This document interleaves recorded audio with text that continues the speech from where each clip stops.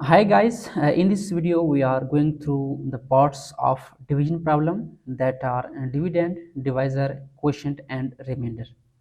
So let's start with an example. We have here a problem 13 divided by 4.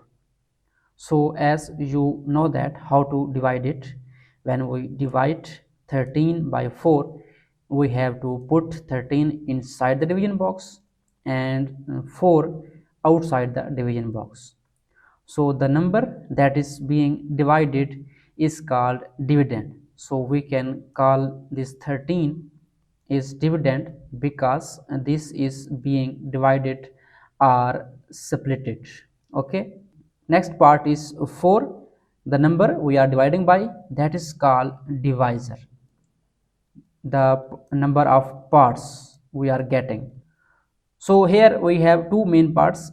13 is dividend that is being divided, and 4 is called divisor because we are going to divide into 4 equal parts.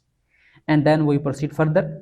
You know that we have to multiply this 4 with some number to get the number inside the box. So we multiply it with 1. We get 4 times 1 is 4, 4 times 2 is 8, and 4 times 3 is 12, and carry on a similar way.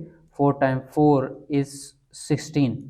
So now you can see that 16 is bigger than this number 13. So we can't use this table, times table. We can use 4 times 3, that is 12.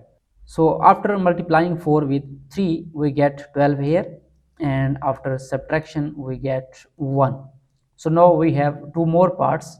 The answer of division at the top of division box is called quotient, and the number that is left over, it's called remainder. So these are four main parts of division. We can write here 3 as quotient and 1 is remainder.